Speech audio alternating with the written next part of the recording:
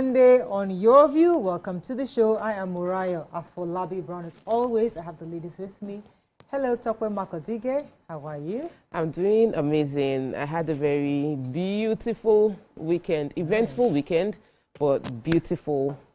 I got to listen to, I went to Wealth Summit on Saturday, got to listen to Cosmos Maduka's story again. I think this is like the 5th time I'm hearing the story. A little Jara was added this time, but it's impressive what he's been able to achieve with primary 3 education, formal education, and the goal setting. Every time I listen, I leave there feeling like, I need to go and do more. I need to go and do more, you know. And to hear that he sets a 5-year goal at 18, that he was going to marry, he was going to have a house, he was going to be a millionaire, he was going to have a child. The only thing he did not do is God did not give him the child at the time he wanted it to, but every other thing was successful. And the sacrifices he had to make, you know, makes me feel like there is opportunity. Success leaves clues.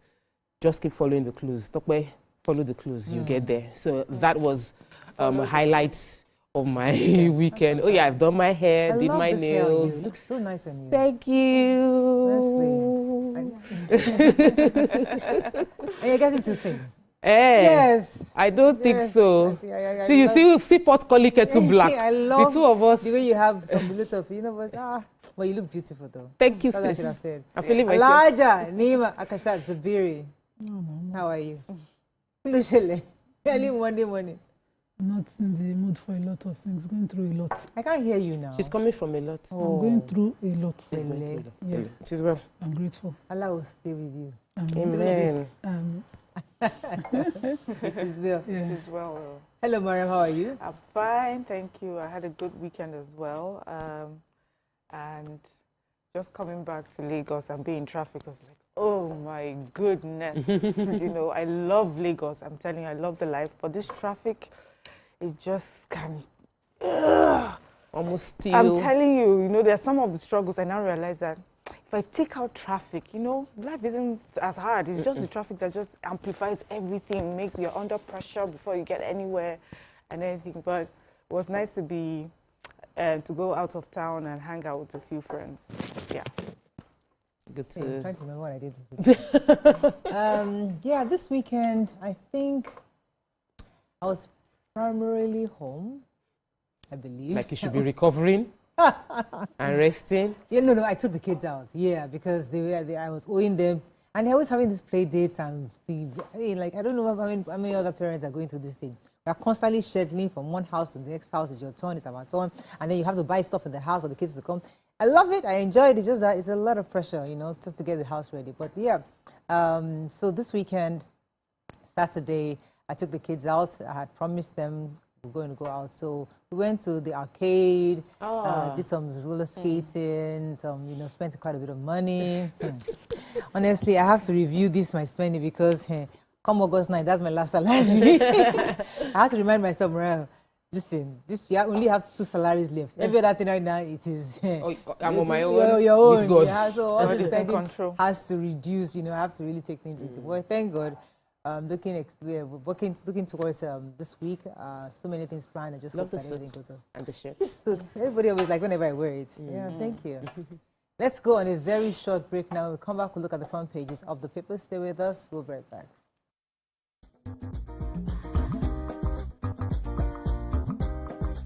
Stay tuned.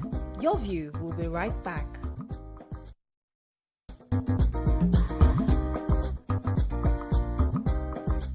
Stay tuned. Your View will be right back.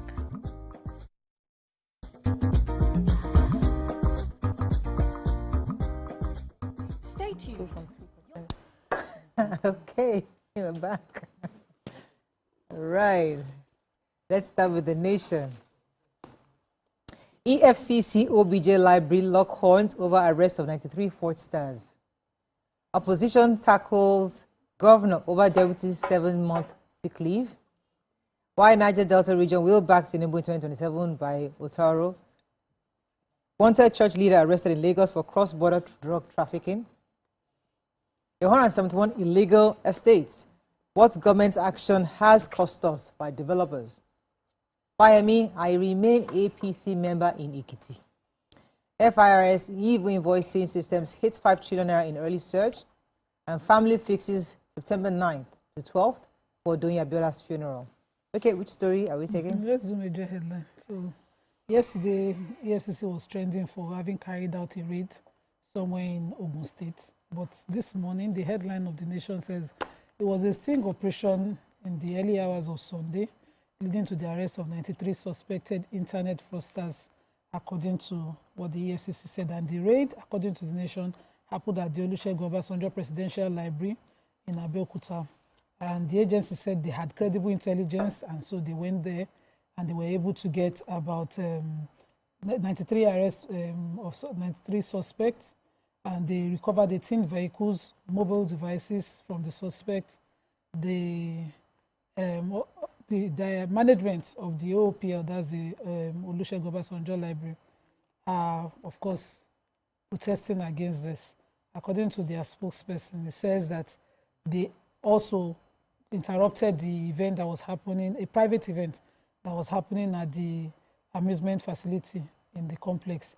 And so within that complex, there are several other, event places. He said that the raid was carried out by 50 armed men from the EFCC, and they just went Gestapo on everybody that they raided, they destroyed, they interrupted, and they are insisting. They were led by one Olokpade, and that they called him on the phone. He said that it was based on credible intelligence that they had about Yahoo people at the place, and that's why they went there. But the management, of course, is insisting that, number one, they need an explanation about these impudent actions from the EFCC, as well as a public apology from the EFCC authorities for the infringement of the rights and the rights of all attendees, and for the injuries sustained by victims of the gangster-like induced chaos that they came to do. And they said failure to do so, they will seek redress and sanction as appropriate. So, we're waiting. Okay, let me take the wanted church leader arrested in Lagos. So after months of fleeing abroad to evade arrest, the founder of Turn of Mercy Church, Prophet Adefolusho Anu Olashele, alias Abbas Ajakaye, has been arrested by the NDLEA for masterminding shipments of illicit drugs into Nigeria. Director Media NDLEA, Mr. Femi Babafemi, broke the news yesterday. He said that the officers of the NDLEA had waited for him. They let him finish his church service. He finished preaching in church, and then they stepped into the church premises to arrest him. Babafemi said that the arrest came after he had evaded arrest twice, fled to Ghana to hide since June, when operatives started trailing him following the shipment of Ghana Loud, a strain of cannabis linked to him. The spokesman said the first seizure of 200 kg of the psychoactive substance was made in Okunaja in Lekki, right here. Also, they saw 700 kg of the same substance was recovered by his delivery man in July. I mean, this is so. I was using the church to cover up his identity. Prophets now, they don't know. Hey, so I'm so happy that the law has caught up with him. I have the chairman of the Tertiary Education Trust Fund, that's TET Fund governing board, Aminu Masari, yesterday confirming that they had received 1.6 trillion naira for various interventions across tertiary institutions in the country. He said that the highest vote for, he described the fund as the highest vote for TET Fund in recent allocation. The funds accrued from the 3% education tax that had been imposed on company profits as stipulated by the TET Fund Act. He stated that 40% of the amount, representing 460 billion naira, was earmarked for interventions across tertiary institutions nationwide. For state-level interventions, 3 institutions were selected in each state: 1 university, 1 polytechnic, and 1 college of education to benefit. They said that interventions are demand-driven, so institutions would write, and then based on their needs and available resources, that's how it was allocated. He said 225 billion from the 1.6 trillion was released to NEL Fund for the Federal Government Students Loan Scheme. Amazing. Another 70 billion, he said, was earmarked for energy support for tertiary institutions to build solar or gas power generation facilities. He also said that the board also allocated 25 billion to assist some institutions in enhancing campus security, and so much more. Concerning healthcare, he says that the President Bola Tinubu's administration is committed to addressing healthcare, and because of the exodus of medical personnel out of the country, you know, he's earmarked some funds as well to, you know, to stop this trend or fill in the gap that has been created by the exodus. So we see how this money that has been is being put into work, and so it's for us now to put an eye on what they have said that they are doing and make sure that they deliver. Yeah. Okay, let me quickly take the story of REDAN, Real Estate Developers Association Nigeria, reacting to the publication that was made declaring 176 estates illegal in Lagos State. The nation reached out to them, and their response was showing the impact of the listing of 176 estates as illegal. They said in their opinion, one of them mentioned that he felt that the director of Gracias Global felt that while layout is very important, the way that the list was declared, in the opinion, to classify estates that had done 50 to 70% was very harsh, especially in this period when several estate companies are being labeled scammers, and government knows that many developers have not recovered from what's happened with the realignment of the new coastal road and the encroachment without state government coming to their aid. Another person mentioned that some of the companies have all the documents, layout, approval with them, and yet their companies were still listed. Some said that there was a lot of panic within the estates, and investors who bought within those estates are calling out the companies as fraudulent just because of the listing, while the estates were bought from Lagos State government. So some of these estates were bought from Lagos State government. They were allocated estates, allocated land, and so you declare them illegal, and the people that are bought into them are now saying that the companies are fraud because the government already declared you an illegal estate, yet you paid this same state government to buy those lands. That a whole lot needs to be said, that the conversation from the fiscal planning, the Commissioner for Fiscal Planning does not cover the issues on ground and the impact of what this press release is having on the industry at large. I still feel we should discuss more on it, or maybe industry to government. Yeah. Okay, let's move on now to the Punch. States hit by 68% spike in foreign debt payments. During Abiola media guru reflects on democracy, soldiers' life. India buys Nigerian crude as Dangote imports U.S. oil. Flood crisis, AFG predicts more devastation in 15 states. Picture story here, EFCC arrests 93 suspects for internet fraud in Ogun.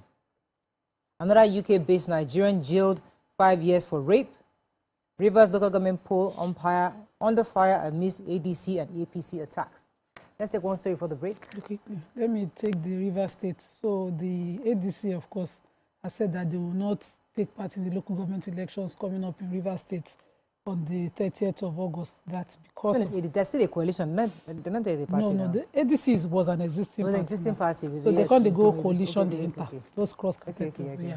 So they said they will not take part in the local government elections because, of course, they think that it is illegal of the sole administrator to carry out an election. You know, they think it's a clash of interests, according to them.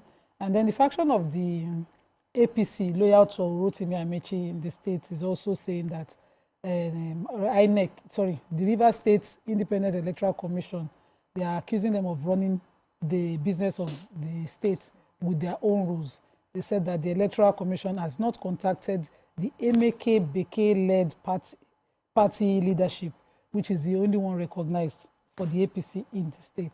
And the state publicity secretary of the ADC said at a news briefing that this administrator, Vice Admiral Ibok Ete Ibas, currently occupied the government house illegally and lacked constitutional powers to conduct any elections. I'm wondering, how can he be conducting elections? Didn't he suspend those office holders and appointed new ones at the time? I think the president should now be talking to the AG on this. Okay, let's go on a very short break. When we come back, we continue with our review. Stay with us. We'll be right back.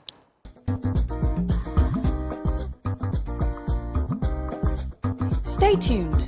Your View will be right back.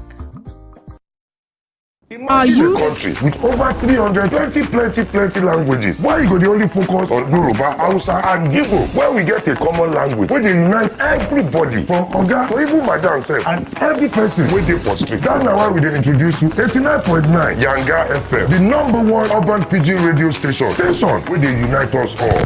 From the award-winning breakfast show, Waiting Day, with your brother, your friend, Wale Po. Everywhere. So, Bobo. This is not Cruise Express. And this go be the best 4 hours of our life. Country people, make una join us. Aww. Now we be What's Up Naija crew. Now we they give you what they sup for inside we country. Yes, so keep it loud. You've got me your papa. Why you not gonna make Yanga? Come to a holla. now here we dey settle all the matter. Bro, we right here. Nobody better than we, right? I can always best be that. Make I just be the last sensible voice where you go hear. Now we be 89.9 Yanga FM. Good morning, Marina Station and all the passengers. Efficient, it's comfortable. This development will go a long way in reducing congestion and emission. The trains are long-term solution to Lagos traffic challenges. This is where we take the final, decisions on policies, programs of government that will have to ensure that, the narration of Lagos as a PLC is taken very, very seriously. This is a major pedestrian bridge linking Oyinbo here to Apapa Road over there. With this overpass, we are providing what we call permanent solutions.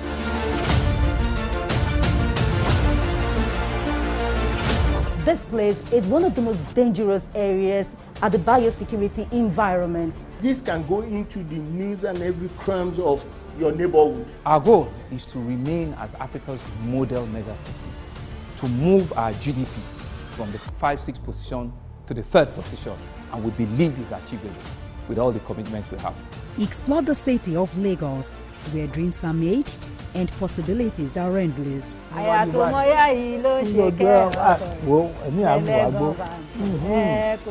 Amade Doja Salamadini. I live in Lagos, inside Lagos. I'm Nifebi Oguntoye, news anchor with TVC News. My day is usually busy and it's difficult keeping up with breaking news stories, trending stories, business news, stock exchange and what have you. But with TVC News on WhatsApp, I'm able to catch up with all the breaking news, real-time updates and trending stories on the go, right on my phone, no matter where I am. It's quick, easy and always on. And here you can join us by scanning the QR code or using the link on our X and Instagram.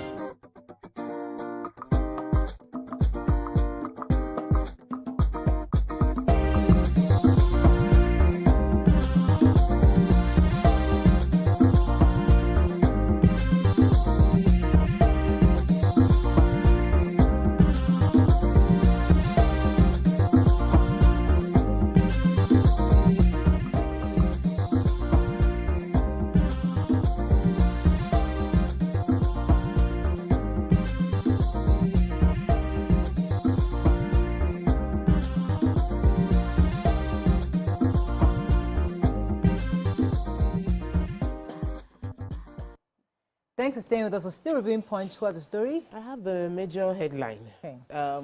States have spent 60% more on funding their foreign debt.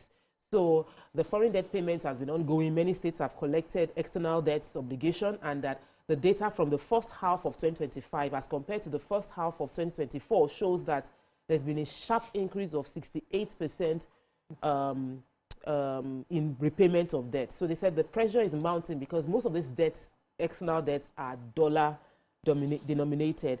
And so states' finance are shrinking because of the weakness of the Naira and the Naira depreciation. So he said it's crucial to note that the federal government's external debt servicing on behalf of the states through the irrevocable standing order arrangement, which authorizes that the states that owe money, it is FAC that takes the money immediately from their allocation. So allocation has increased, but what is getting to the states has reduced because they are having to finance debt. And he said that the external loans that it's been approved, agreement is ongoing, payments are being done, deductions are carried out by the central bank directly, and month on month, especially within this year, it's been higher than what they were paying last year. It's still a conversation. They said Lagos State acknowledges that the country's economic nerve, retains position as the single largest contributor to the overall debt. Like Lagos is owing the largest chunk of debt, but they are paying, and we're hoping that maybe if the Naira strengthens, it would reduce the burden of this debt that is being paid in dollars. Okay, I have a story. A 33-year-old Nigerian in the UK, let me get his name for you. Something Ogundipe, Shegun Ogundipe, has been arrested for sexually assaulting and raping a British citizen in Gloucester. According to the story, this was just happening after somebody recently, I think it's Nosa Elvis, was also jailed for 6 years for sexually assaulting his girlfriend's underage daughter. Now, in this case of Shegun Ogundipe, he met a girl to ask her out to date. They went out together, and then he took her to his house. According to her, she had gotten down to use the bathroom, and that's where he sexually assaulted her and raped her. And he told her to stop, obviously, he didn't stop. And then even while he was taking her home, he was still touching her and groping her, and while she was telling him to stop. So he's been sentenced to, I think, 5 years in jail for raping. And yeah. What's in the name of lack of self-control? What is the name of lack of abuse? discipline? You know what I used to do in Nigeria here? And get away with it. You're taking it somewhere now, you see. Consent. Consent. You must always wait for consent. I have a story. Yes. This says refineries in India are buying Nigerian crude while the country's Dangote petroleum refinery is largely running on American oil. So industry sources said that 1 million barrels of Nigeria Agbami crude oil has been bought by Indian oil corporations for this September delivery, and that this is amongst many more millions of barrels that India is buying from non-Russian sources. The story is also that the U.S. had put pressure on India to stop purchasing from Russia. Of course, the Russia-Ukraine war. And so they are buying from Nigeria. But they're saying, ironically, while Indian refiners are boosting purchases of Nigerian grades, Dangote Petroleum Refinery is relying heavily on U.S. imports to feed its processing units. Wow. They said an average of 10 million barrels in July, was what he got, and that this is in spite of the Naira for crude deal with the federal government. So the question is why, if he could just get it from here, why does he have to get all the way from the U.S.? Meanwhile, India is getting our superior, crude and using it. So I guess question for all of us. Why? Okay. Daily Sun, 2027, Jonathan Peter Obi split PDP. FIRS begins EU invoicing electronic fiscal systems for taxpayers. Naira suffers 9.8 million litre daily shortfall. Nigeria, actually, in petrol refining. Obasanjo threatens legal action against EFCC over alleged illegal invasion of the complex. Digital breaches push back accounts theft risk up to 56%. Rising debt deductions threatening state grassroots developments. Okay, which story are we doing, Daily Sun? Let me quickly do the Dangote and our petroleum business. So the Sun reports that Nigeria suffers 9.8 million litres daily shortfall in petrol refining. And the Dangote refinery says that they currently supply 40 million litres of petrol daily into the domestic market in Nigeria. And linking that, I think where Sun arrived at this is that the Chief Executive Officer of the Nigerian Midstream Downstream Petroleum Regulatory Authority recently disclosed that Nigeria's average petrol consumption had dropped to 49.8 million litres daily. So with 40 million, you just have the shortfall of 9.8 million litres.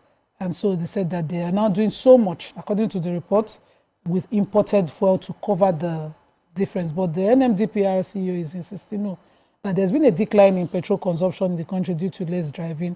And so that shortfall does not interpret to, scarcity of that 9.8 million, but a drop in the consumption of 9.8 million. So for more details, you can read the song. Okay. FIRS has rolled out their e-invoicing for taxpayers According to the FIRS, they said they have commenced an electronic invoicing solution aimed at transforming digital tax administration and revolutionizing the tax payment in Nigeria. As many of you know, internationally, most companies just go online to file their taxes, but here many of us have to get consultants to help to file taxes. Now they're making it very easy. The system is known as merchant buyer model, designed to make tax compliance easier, faster, and more transparent for all categories of taxpayers. So Dari Adekombi, who is a special advisor to the chairman, Zach Adedeji, said that the solution went live August 1st, and first they had actually initially onboarded companies with over 5 billion naira turnover first, and in less than 2 weeks after the initiative went live, no fewer than 1,000 companies representing 20% of over 5,000 eligible firms have embraced the solution and commenced integration. I'm not sure if many of the SMEs have been adopted it yet, but many big companies have already, and I'm hoping that it spreads across to most companies. So it's easier to file your taxes and very, very transparent. We're looking forward to that. So there's a rising digital breach. This breach is where concerning banks. So they said that the banks have percentage-wise is about 56% breach taking place. We are ranking number 3 in the countries within sub-Saharan Africa that has breach in our finance system. 13 million Nigerians have their accounts leaked with passwords and data from the banks. And so the CBN is threatening tougher sanctions for security failures within the banking sector. Okay. Many people, if you lose your phones and you use USSD codes to do any transfer, many people have their entire account wiped out within an hour. Even if they call to report, they can only close current account. They can't close savings account. A majority of those that use USSD have savings accounts, so they lose their money. Many fraudulent practices. They say one of the top tier bank managers gave report of how Basis, which was a platform they used to use before, was really slowing down their systems. They had system failures, and now they moved to Finacle. But the infrastructure entirely of the banking sector, banks need to invest a lot of money into securing our data that they have access to, and more importantly, securing our money, which is meant to be in their custody. And CBN is saying that they are going to give tougher sanctions for banks who have recurring security breach and security failures within their infrastructure. So we're looking forward to what the tougher sanction will be specifically, because banks keep declaring profit, and those of us that own accounts, they are losing money. Yeah, sanction quickly. Okay, Vanguard, sugar importation rises as local production falters. Looming strike, AFG to pay 7 months arrears of doctors and health workers. Peter Obi has integrity and he'll keep his one-term promise, says MBF. I think that's the Middle Belt Forum. FG's fresh warning, states mobilized against flooding. Tax Reform Act will cripple our operations in 48 hours, says AON. And EERC moves to resolve the Enugu power outage. Okay, which story are we taking? Flooding. The federal government has forecast heavy rainfall over a 5-day period that will lead to flooding across 15 states. Provided, for you during this period, just keep safe, keep your lives. Your lives are really important. I understand for a lot of people, it's also their property. You can't take your house with you, but at least you can take your lives and some of the mobile properties with you until this 5-day rainfall period and the flood period is over. Okay.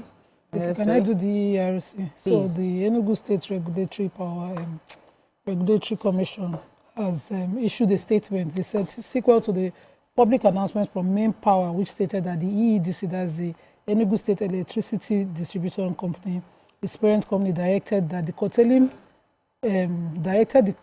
of power supply to Band B to E-feeders, and the challenges in vending being experienced by customers in Enugu State. The Enugu State Electricity Regulatory Commission invited Main Power Electricity Distribution Limited to a meeting on Thursday, 7th of August, to ascertain the reasons for the decision to curtail power supply in Enugu State. So they are blaming the EEDC as well as the Main Power Distribution, Electricity Distribution, for the drop in power supply in Enugu State. But the other side is insisting that following the directive to reduce the cost of Band A electricity to 160 is why this is happening. And so hopefully they resolve it. They say they're working on resolving it. Hopefully they do resolve it. Okay, that's all we can take on Front Page Review. We're going to short break now. When we come back, we continue with the show. Stay with us. We'll be right back.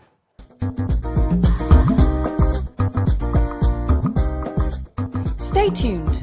Your view will be right back. Good, tasty food is worth living for. Worried about your oil every time you enjoy your favorite meal? Introducing Smart Balance. Smart Balance rice. Imagine a country with over 300 plenty languages. Why you go the only focus on Yoruba, Hausa and Igbo? Where we get a common language where they unite everybody from Oga to even Madam self and every person wey dey for street. That's why we dey introduce you 89.9 Yanga FM, the #1 urban pidgin radio station where they unite us all. From the award-winning breakfast show Waiting Day with your brother, your friend Wale Po. Everywhere. So Bobo. This na Cruise Express. And this go be the best 4 hours of our life. Country people, make una join us. Oh. Now we be What's Up Naija crew. Now we they give you wetin dey sup for inside we country. Yes, so keep it loud. If God be your papa, why you not gonna make younger? How do I holla? Now here we dey settle all the matter. Bro, we right here. Nobody better than we, right? Okay, now whispers be that. Make I just be the last sensible voice where you go hear. Now we be 89.9 Yanga FM. Good morning, Marina Station and all the passengers. Efficient, it's comfortable. This development will go a long way in reducing congestion and emission. The trains are long-term solution to Lagos traffic challenges. This is where we take the final, decisions on policies, programs of government. I will have to ensure that, the narration of Lagos as a PLC is taken very, very seriously. This is a major pedestrian bridge linking Oyingo here to Apapa Road over there. With this overpass, we are providing what we call permanent solutions.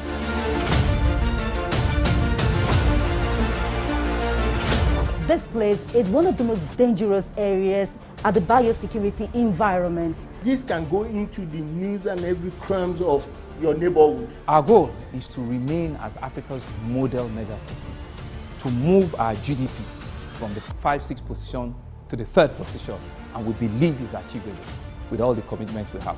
Explore the city of Lagos, where dreams are made and possibilities are endless.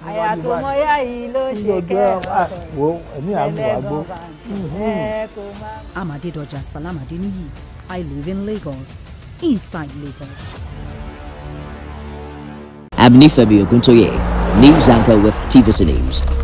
My day is usually busy and it's difficult keeping up with breaking news stories, trending stories, business news, stock exchange and what have you. But with TVC News on WhatsApp, I'm able to catch up with all the breaking news, real-time updates and trending stories on the go, right on my phone, no matter where I am. It's quick, easy and always on. And here you can join us by scanning the QR code or using the link on our X and Instagram. Why wait? Come to the side of news that keeps you ahead. TVC News, first with breaking news.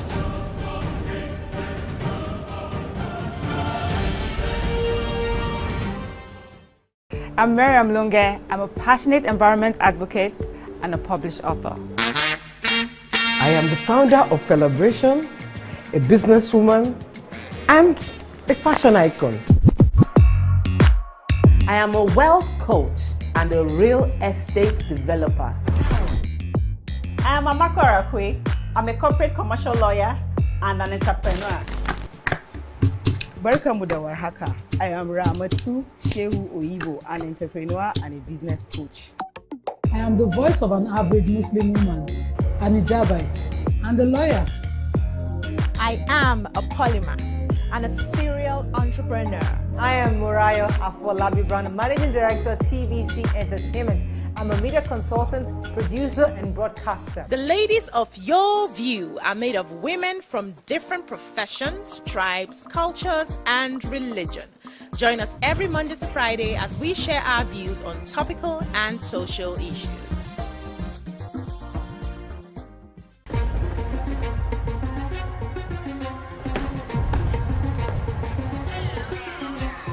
This is not just the round table. This is the black table.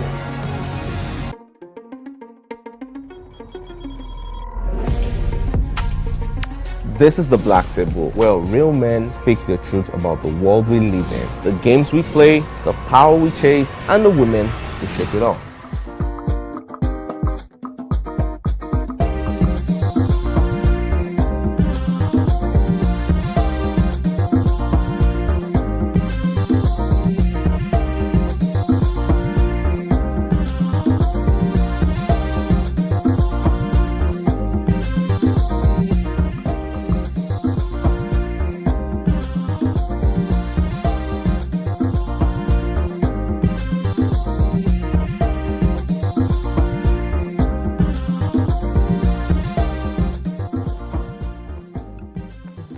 Thanks for staying with us. So, Mondays like this, we like to discuss issues with governance. So, as we count down to the 2027 general elections, some politicians are already coming out to woo Nigerians with all sorts of different promises in their various manifestos, either through their tweets, or their messages, press briefings. Last week, we were all here when Peter Obi reminded us that he's only going to do one term, and it was consistent about that one term.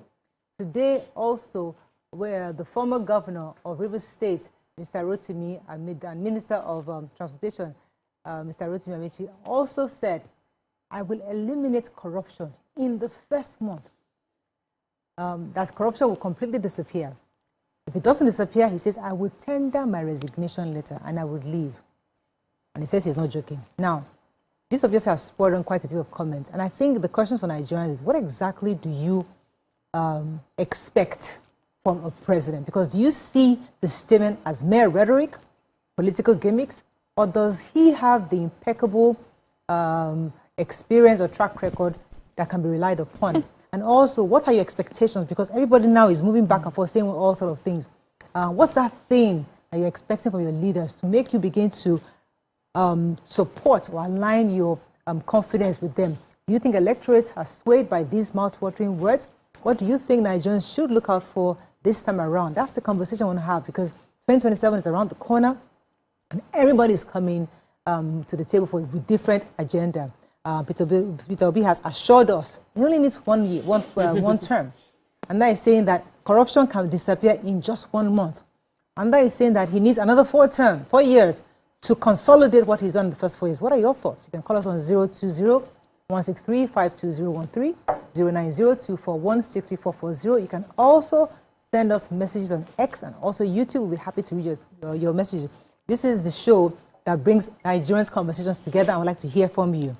So, everybody's coming up with something. Can corruption disappear in a month? And do you think it's possible? Because I think he was saying to precede that, he said he would ensure there's an adjustment in the Constitution. Okay. So maybe once that adjustment is made, corruption disappears in a month. Never know. Maybe you're seeing what we don't see. But what are your thoughts on? I feel it's too early for us to be discussing 2027 elections, but with Nigerian politics, there's a school of thought that it's never too early. I don't believe anybody's promise anymore. I believed the late Buhari's promise. I believed it totally. Preceding his first term, I so believed. I campaigned. The election day, I knocked on people's houses to come out and vote. Like, you would think I was paid. The way I believed. And then Oga entered. Oh my God. I swallowed my words. I was not happy with the results that we got in the 8 years of the administration. Not that he didn't do anything right, but he did not keep his promises. So for me, promises are a dime in a dozen. It's like you can promise everything. It's what you can. When whoever gets there, what do they actually do? And we've had several promises. Funny enough, of all our presidents since this democracy, the only one that has kept promises is even this one that said, I will remove subsidy. He removed subsidy.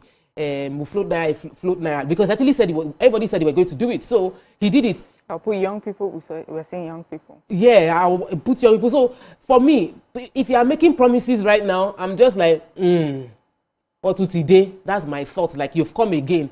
While I'm waiting for when the promises would actually affect the average Nigerians, everybody is talking right now, getting media time because we are mentioning their names because of what they are saying, which is good for them to achieve their long-term goals, which is to become the president of Nigeria. But what Nigerians want and what I want is not for you to make promises, but for you to show results of your previous lifetime. Like, what have I done in the past that I delivered? Do you think that for somebody like Rotimi Amechi, former Minister of Transportation, former governor do you think when he says that I can stop corruption in 1 month, we should believe him? He's somebody has been in the system. He has worked with the party, even with the ruling party. He has worked with the opposition, you know, and he's saying that I can stop it. Why are we finding it difficult to believe him? Because it's not realistically possible. Okay. Yes. So I'm smiling with you too, Tope. See, when we were younger, when politicians come out and they would make promises, I will give you water, I'll give you light. They used to do that every time. And then we got tired. We now knew it was fake. Please stop giving us the same old promises. We want you. So I feel like the politicians have gone back now and they are figuring out what sort of promises do I need to say, because it's not make, just say so that I can get people talking. And I feel that that's where they are now. At this stage, it's about how to get interest, media attention. Attention to themselves. So imagine me saying, I'll come corruption in 1 month. Good or bad press, you're going to get press. You're going to have people talking. Is it possible? It's not possible. That's and then Rotimi Amechi's name will just be dropped in the middle of all this conversation. I believe that's what it is, because it is not realistic in any sense of the word. If he said, in 1 month, I will make sure that we start a proper crackdown of all those who have been involved, or we'll start punishing. But to say to eliminate corruption, and then for those people who are a bit more mature, you know, and, you know, are much older, for them it's also a turn-off. For me, it's a turn-off. Then it shows me that you're not sure of how to handle it. If you think this is possible, if you're not giving me a proper breakdown or a timeline of how you're going to do it, just telling me in 1 month I'm going to do this, it won't, you know, for me, I'm just saying you don't really know what it takes to do this. You're just throwing out words to get attention. I don't think it's realistically possible, but I would love to see us work towards, you know, a war against corruption. It is very important. See, the corruption in Nigeria is ingrained even in our culture, in everything that we do. So do you understand the level of work that you need to put in the different institutions? Yes, you have to change mindset. You have to clean up institutions. You have to call out friends and family members. You may even have to call out yourself, Mr. Rotimi Amechi, because you have been part of this government, this system that we have all called, you know, corrupt. You have been part of it. Are you going to eliminate, you know, yourself as well in this? So for me, it didn't come across as being sincere, but I'm sure it will get a lot of people talking. Nemo. More. What are you? Yes, more. So it's Rotimi Amechi that is talking, but me, I will just plead with Nigerians. You see, in this season, somebody was criticizing Nigerian politicians for starting campaigns too early. But in this season that they're all campaigning, because whether you like it or not, they're all trying to put their names and their words and their faces in our houses with all of these catch phrases. We just a year from left to right now. Corruption that in 65 years has swallowed Nigeria. Somebody can end it in 1 month. What a miraculous thing to happen. Miracle. Even I know that we need a messiah to come and do it, but it's not in the personality of Rotimi Amechi again. Two-time governor, House of Assembly Speaker, Minister for Transport for 8 years. Don't take for office. State House of Assembly. Yes, he was a speaker for the River State House of Assembly before he became governor. He stayed 2 terms. He left there. He went to become minister. He stayed 2 terms as well. And he has the power to end corruption in 1 month. And he did not advise his principal on how to end it. There's certainly nothing that he's saying that he can do. So Nigerians should start looking at and searching for the clowns where they are and take them for the gestures that they do. Because how do you come and belittle things that, you know, plague our homes and worries our lives like this? The reason why things are unnecessarily expensive, of course, is corruption. Things are the way they are is corruption. We see the lifestyle of these politicians, and so young boys think, Yahoo is the way. I must also have the money. I must arrive early. Nobody waits out patiently any business process. All of us want to arrive on time. If you joke with such a thing, I would never take you serious. So I hope Nigerians are listening. You don't tell on her.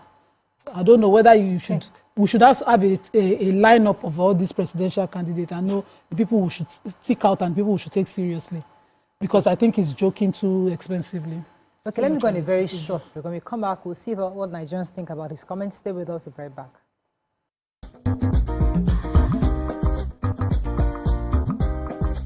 Stay tuned. Your view will be right back. Across Nigeria, one digital platform is changing the game for resellers, business owners, and everyday entrepreneurs who need a trusted source for tech products. Introducing the TD Africa Super App, your gateway to tech products directly from manufacturers. Get access to competitive prices on a variety of products such as computers, phones, consumer electronics, printers, inks and toners, inverter solutions, and many more from brands like Samsung, HP, Huawei, Dell, Zynox. In just a few clicks, scale your business, do seamless trade, track your orders, and maximize profits. Are you ready to join Africa's most powerful reseller network? Join millions of businesses on Super App today and be a part of Africa's digital renaissance. Visit superapp.tdafrica.com to get started. Unfiltered. There's this entitlement to choice. Unapologetic. There's something in sociology that said even crime has an advantage in the society. Unafraid. In my practice, I found that sometimes the woman is saying honey, but you are hearing monkey. Sports, politics, culture, women, and what it means to be a man in today's world. No scripts, no safe zones, just grown conversations. So pull up a chair if you're built for it. This is The Black Table.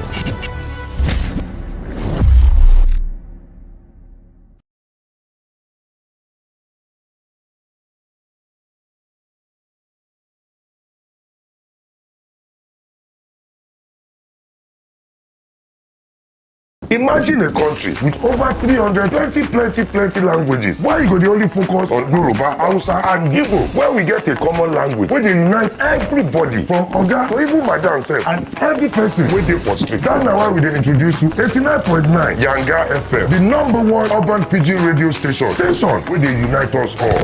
From the award-winning breakfast show Waiting Day with your brother, your friend Wale Po. Everywhere. So Bobo. This na Cruise Express. And this go be the best 4 hours of our life. Country people, make una join us. Now we be What's Up Naija crew. Now we they give you wetin dey sup for inside we country. Yes, so keep it loud. If God be your papa, why you not gonna make Yanga? How do I holla? Now here we dey settle all the matter. Bro, we right here. Nobody better than we, right? Okay, now whispers be that. Make I just be the last sensible voice where you go here. Now we be 89.9 Yanga FM.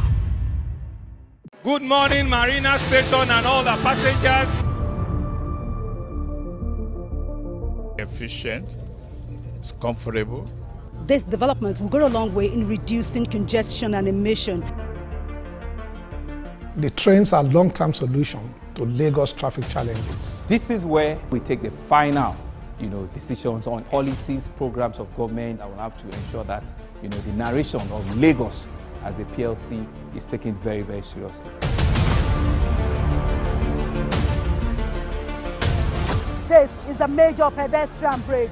Here to Apapa Road, over there. With this overpass, we are providing what we call permanent solutions.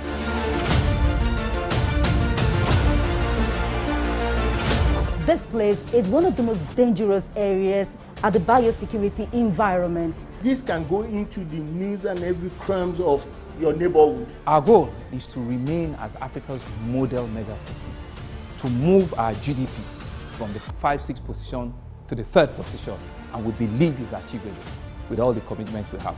Explore the city of Lagos, where dreams are made and possibilities are endless.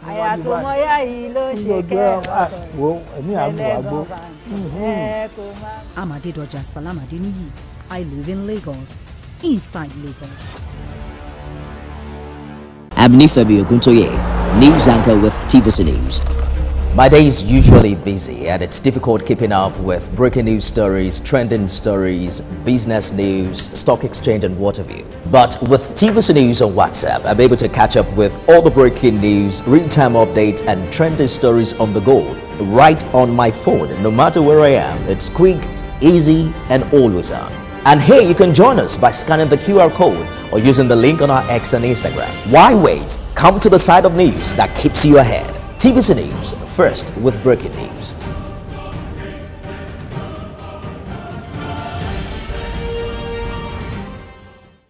I'm Miriam Lunge. I'm a passionate environment advocate and a published author. I am the founder of Celebration, a businesswoman, and a fashion icon. I am a wealth and a real estate developer. I am Amako Arakwe. I'm a corporate commercial lawyer and an entrepreneur. Barkamu da warhaka. I am Ramatu Shehu Oyibo, an entrepreneur and a business coach. I am the voice of an average Muslim woman, an hijabite, and a lawyer. I am a polymath and a serial entrepreneur. I am Murayo Afolabi Brown, Managing Director, TVC Entertainment. I'm a media consultant, producer, and broadcaster.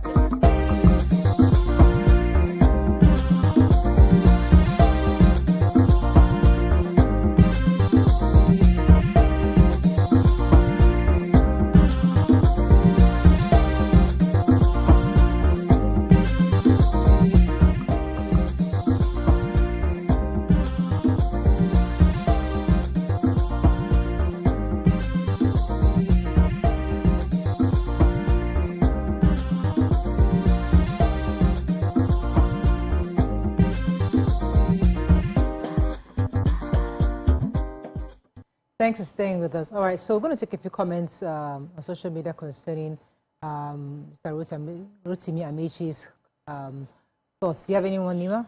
Any comments? Well, so as we wrap up on this, I mean, as we look towards 2027, I think it's important for us to start discussing what do you think Nigerians want to hear?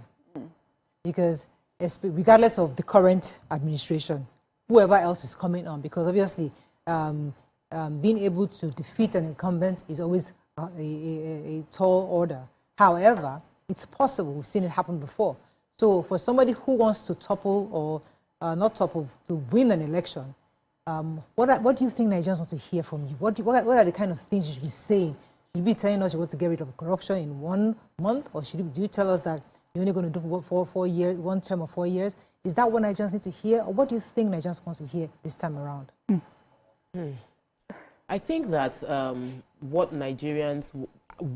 I want to hear is that we are not trying to do everything, but an administration that will say, I'm going to do one thing.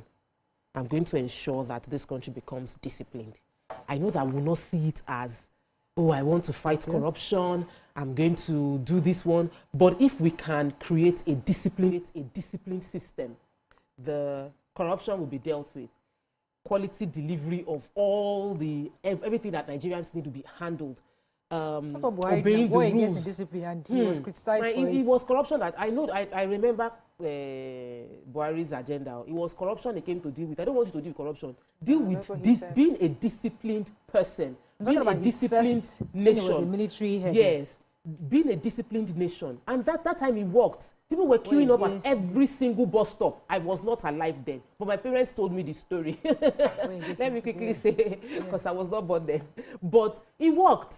The system worked. So we know what causes our problems. Every other thing spirals out of the fact that I can do anything and get away with it. A lot of people know, if you know who I am, I will slap you, I will kill you and get away with it. We've heard it on tape and nothing happens. That indiscipline will make that poor small child who just heard it as if a 5-year-old child say, no matter what happens, I won't be poor. I will do anything, so I'm also powerful and I can easily brag this brag. So for you as a Nigerian, what is paramount? Is somebody, a leader coming in to say, we need to have discipline. I'm going to set an agenda for discipline across everything. All stratas of society. Traffic lights, discipline. Justice system that we currently have is abused because there's indiscipline. So don't tell me about economy, don't tell me about security. Because whatever you say will not work. Everything right now is about how we're going to be disciplined to consolidate whatever we have. Okay, Nima, what would you as a Nigerian like to hear a leader tell you? They should not bother telling me anything.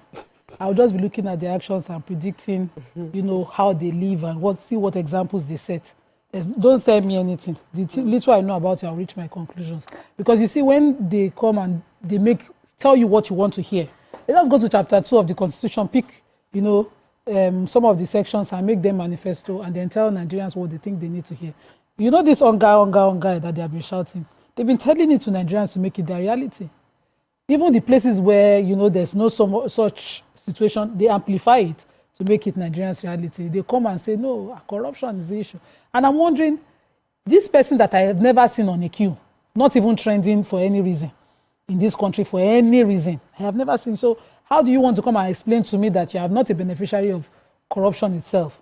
You know, and so okay, really at this time. Good morning. Thanks for calling. You're live. Good morning. Good morning, sir. Hello? Go ahead. You're live. Okay, good morning. Mr. Fayoshe, yes, go ahead. I am calling from Obaole. I'm Fayoshe, calling from Obaole, Lagos. Okay. Yes. Go ahead, sir. First of all, let me start with the Peter Obi, who made who is recommending a single term of 5 years for presidency. I think I agree with him, because this exercise of you enter for 4 years, even in the first 2 years, you are planning, or the third year, you are planning for re-election or things like that. So it's a waste of resources. So I think that should go down to even the governorship election. So not only that of the presidency. So it should also go down to the governorship elections as well. So I agree with him. But me, I will only add that, okay, maybe we make it 6 years instead of a single term of 5 years. So 6 years will be enough. Okay. So because we waste a lot of resources, campaigning and all those things, why we are supposed to be settling down for governance. That's about that one. Secondly, concerning what Rotimi Amechi just said, he should come and tell us what the occupation he did even before joining politics. We understand that of Atiku he was into custom. So President Bola Tinubu was working in Mobi. He should come and tell us what he was doing, where he was working before he joined politics. All his life he has benefited from the resources of this nation in politics, one way or the other. He was speaker for, he was a member of the House of Assembly for 8 years. He was a member of, he was a governor for 8 years, 2 terms. He was a 2-term minister as well. Couldn't he have advised his principal on, about this corruption thing? So coming to tell us now that within 1 month he will stop corruption is scamming. It's a scam. He's trying to scam. So, yeah, just to respond to the couldn't he have advised his principal? The truth is, to be fair, doesn't work. Is that it does not work. We have seen it many times. You can advise, but the principal is the person that will either accept it and decide to implement it, and then maybe we can just ask him to show us times that he has asked his principal to do things a certain way. So for me, what I would like to hear from, I don't want to hear much from them as per promises. I would just like to tell them some of the issues that we have and we're dealing with, and I would like the politicians to tell me how they plan on managing it and how they respond. Their answers will tell me if they are ready for it or not. The matter of security in the north is a huge problem. I would like to see their understanding of what they think is the root cause of this insecurity, and how they plan to tackle it. And I am not, naive to think that any solution can just happen once. I am willing and I'm patient enough as a Nigerian to hear the process that it will take and the time that it is needed for it to actualize. Electricity, power is a major issue. I know that if we're able to tackle power, many issues that we have, manufacturing, so jobs will be, jobs will be created. Yes, we'll have jobs will be created. Our manufacturing industries will definitely boom. A lot of Nigerians who are so industrious and resourceful, do you understand, having power will allow them to just invest in the country, and we can, with that, able to earn revenue and things like that. So those are the sort of things I would give them and hear them tell me what they would do. I would say I'm a more mature electorate. I am not 18. Do you understand? An 18-year-old who's coming on to the scene is excited to hear, I will stop corruption in 1 month. I will do a single term. I will do that. That's okay, but there's some of us that have seen these things for many years. Now we want the real, we want content. We're tired of sound bites. Fantastic. That's a strategy, because they're probably even looking for the 18. They don't care about your votes. They're probably looking for the 18-year-olds now. And that's a huge number. Let me take Yakub, our final call on this topic. Good morning, Yakub. Thanks for calling. You're live. Yakub. Hello, Yakub. Are you there? Yakub? Yeah, good morning. Good morning. Go ahead, please. Yeah, good morning, everyone. Morayo, you see, for me, let me just say this morning. You see, all these are politicians. I don't know, maybe they were thinking that Nigeria are fools. I don't know. If not, how could somebody that has been a governor 2 times, a minister 2 times, even a Speaker of House of Assembly 2 times, almost all his life in government house, and then he says that he's going to eliminate corruption in 1 month. How is it possible? Let me give you a typical example here, Morayo. The present government are doing very well in terms of fighting corruption. You know why I say so? It is unwritten. Go and check. It's fast check. This present person at the end, the EFCC chairman, he is prosecuting people more than any other person that have been in that office. It is on the social media. You can Google it, you find out, it's it. But this person that said that is going to eliminate corruption in 1 month, how? Another example I want to give you this, because Nigeria, even ordinary masses, if you go into the market, you will know that this corruption of the thing, it's only people that had political offices alone. The government of the day, they make sure that some Marwa using CNG gas. I just want to bring that as an example. And then before they give them, they did that for them free of charge. Though. And then before they did that, there are some places they carried the passenger like 500 naira. And then you know the CNG gas that you are using, it is not petrol. Go there again. They still carry the same price as using petrol Marwa. So who says, is it the government that say that you should be carrying such? And then how the government is going to monitor it, it is very difficult. Okay. It should not tell us it's going to fight corruption in 1 month. How is it going to, if forget we are using law in this country, and then as you are planning to fight it, eradicate it in 1 month, some people will take it to court. That is what President Muhammadu Buhari has thought, that when he came in, he will fight corruption head on. And then he got there, he found out that it's very difficult. Yeah. Abba, thank you very much, Jacob. Good morning. It's usually said, easier said than done. So let's take some. If you come, go ahead. Okay, so Fidelis Atlan Aiton says, this is where ambition differs from desperation. These promises are bereft of any iota of sincerity and love for a nation. However, it rides on gullibility and weaponization of poverty. It is sickening. Oladidi says it was war against indiscipline, and it was a war and was be short-term fight. Hafsa says, if there is discipline, the people you put in charge of the economy will be efficient, and we all will see the ripple effect. I think I'd like to echo what Tokwe said earlier, that it's kind of early for all these conversations on politics, because the truth is that there's governance to be done. Lots of people are still hungry. There's still a lot of insecurity, as Miriam said, in many parts of our country. So for me, it's almost even insulting to the Nigerian polity, to the electorate, when people are talking about politics, how long they want to stay on, or what they're going to do. Let us see what we can do to support the current administration to at least solve the majority of Nigeria's problems, after which we can now begin to plan for next year. I think that's respectful to the electorate. Let's go on a short break. When we come back, move on to our next hot topic. Stay with us. We'll be right back.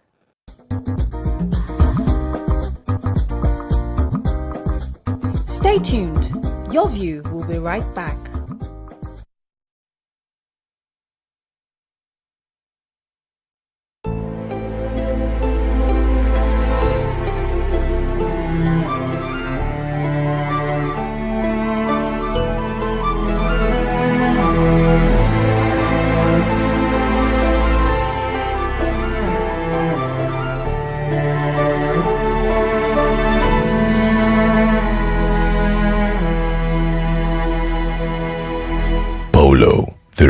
road of success. Nigeria is on a progressive march to full economic recovery. The journey was indeed tough, but we are no longer where we were. We are at the dawn of light. Our economy is improving. Nigeria's GDP is at the strongest level in a decade with $8 billion in new investments in the oil sector, portfolio investment improving rapidly, and FDI in excess of $50.8 billion on the way. There has been a spike in government revenue disbursement by 91.6%. We now receive more monies in terms of federal allocation. And what is important now, these monies, if properly deployed, to repair the broken down infrastructure, manage the social life of our people, do all those essential things that will make life meaningful in the country. Hello Nigerians, these are the signs of recovery. Message brought to you by the Citizens Connect initiative. Alright everyone, open your ears, make we talk. Shout my tea fresh now, but you know, Ladies of Your View are made of women from different professions, tribes, cultures, and religion. Join us every Monday to Friday as we share our views on topical and social issues.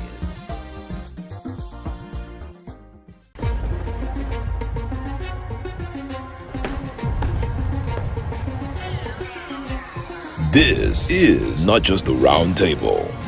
This is the Black Table.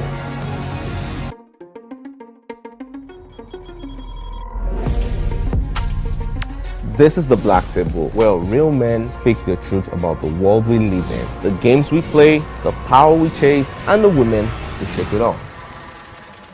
Unfiltered. There's this entitlement to choice. Unapologetic. There's something in sociology that said even crime has an advantage in the society. Unafraid. In my practice, I found that sometimes the woman is saying honey, but you are hearing monkey. Sports, politics, culture, women, and what it means to be a man in today's world. No scripts, no safe zones, just grown conversations. So pull up a chair if you're built for it. This is the Black Table.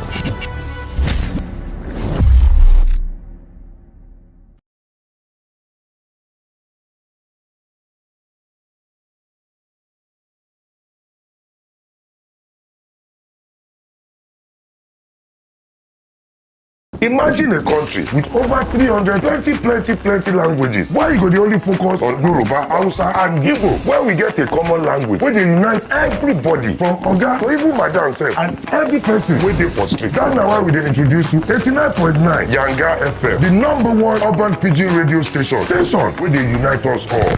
From the award-winning breakfast show, Waiting Day, with your brother, your friend, Wale Po. Everywhere. So, Bobo. You dey chop for this time. This is not Cruise Express. And this go be the best 4 hours of our life. Country people, make una join us. Aww. Now we be What's Up Naija crew. Now we dey give you wetin dey sup for inside we country. Yes, so keep it locked.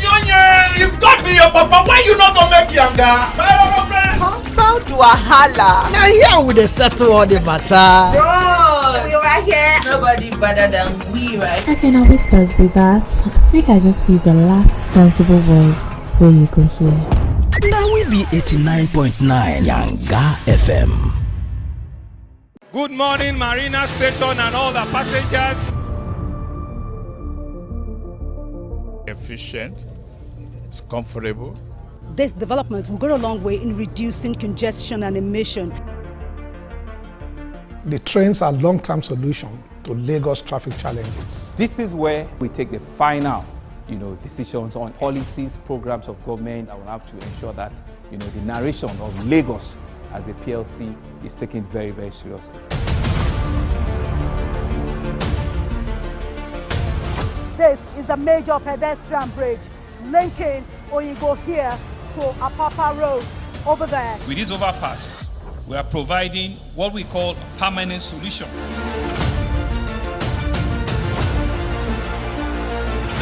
This place is one of the most dangerous areas at the biosecurity environment. This can go into the news and every crimes of your neighborhood. Our goal is to remain as Africa's model megacity, to move our GDP from the 5-6 position to the 3rd position, and we believe is achievable with all the commitments we have. Explore the city of Lagos, where dreams are made and possibilities are endless.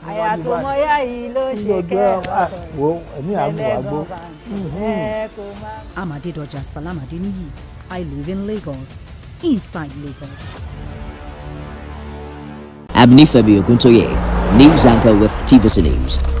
My day is usually busy and it's difficult keeping up with breaking news stories, trending stories, business news, stock exchange and what have you. But with TVC News on WhatsApp, I'm able to catch up with all the breaking news, real-time updates and trending stories on the go, right on my phone, no matter where I am. It's quick, easy and always on.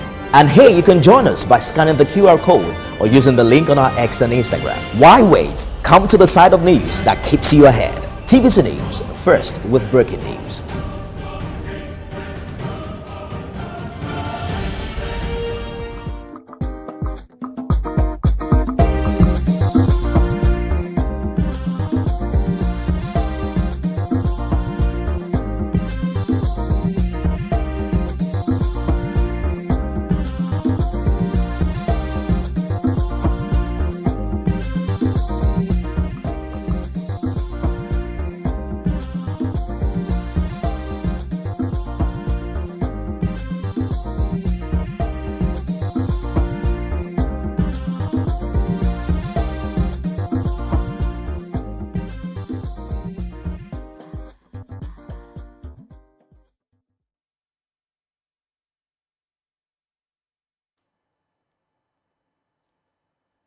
Thanks for staying with us. So, days after Quam 1 incident happened, another Quam 2 incident just emerged. Yesterday, a video went viral, broke the internet, showing an unidentified woman in the Ibom air flight who had a heated outburst assaulting flight attendants and a female flight attendant and airport staff in the plane.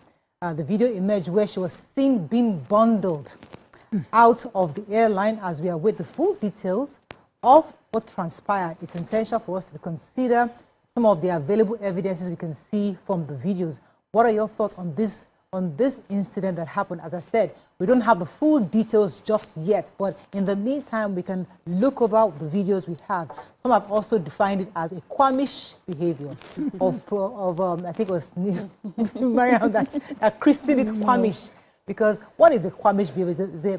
Is a behavior that passengers exert when there's an altercation between them and flight attendants or airport officials. Yeah, I guess dictionary can handle that. So being Kwamish.